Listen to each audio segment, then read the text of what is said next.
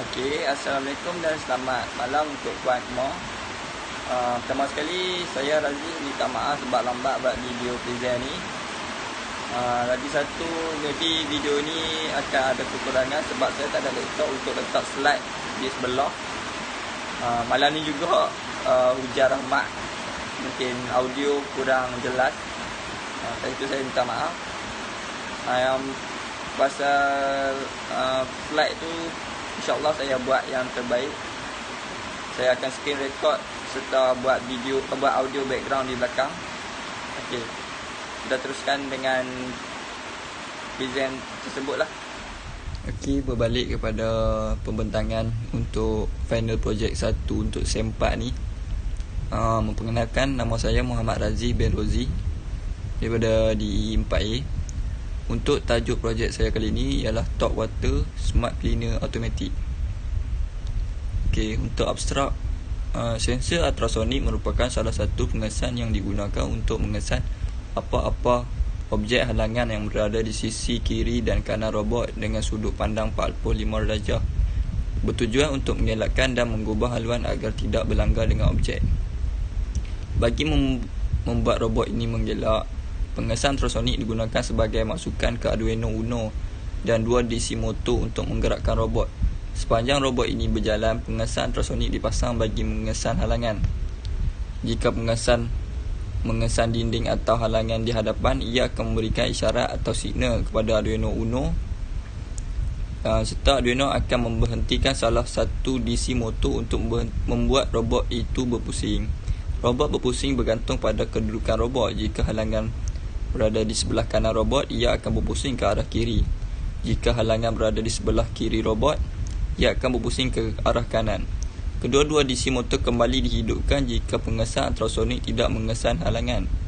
Tujuan projek ini dipilih kerana ingin membantu dan melestarikan semula sungai atau tasik yang penuh dengan kotoran sampah sarap.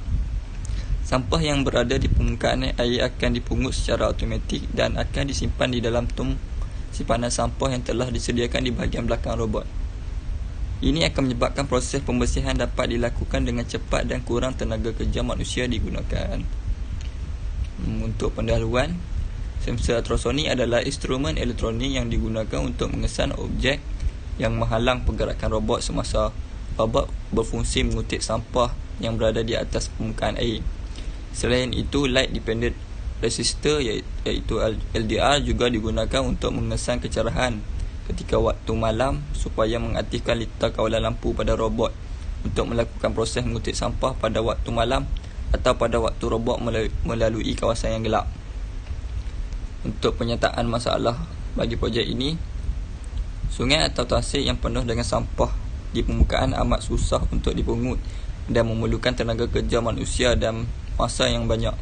Dengan bantuan robot, kerja-kerja pembersihan akan dijalankan dengan sangat efisien kerana dapat menjimatkan tenaga kerja manusia serta masa yang diambil untuk proses pembersihan. Objektif projek pula ialah 1. Untuk mengurangkan jumlah sampah sarap yang terdapat pada sungai dan tasik. 2. Untuk mengurangkan tenaga kerja manusia dan masa yang diambil untuk proses pembersihan. 3. Mengurangkan pencemaran air yang disebabkan oleh jumlah sampah sarap. Skop projek. Pertama, sistem yang dirujuk untuk mengubah haluan robot ialah obstacle avoiding. Kedua, LDR sensor untuk mengaktifkan litar lampu pada waktu malam atau gelap. Ketiga, membina litar sistem hardware Arduino Uno bersama DC motor serta sistem software coding Arduino bersama jenis pengesan yang digunakan. Yang ni untuk carta game projek. Di sini menunjukkan daripada aktiviti minggu pertama sampailah minggu pembentangan projek. Ini pula gambar rajah blok yang sama seperti dalam proposal. Ini pula gambar rajah alir untuk pergerakan robot. Yang ni gambar rajah alih untuk litar DI yang akan mengaktifkan sistem lampu.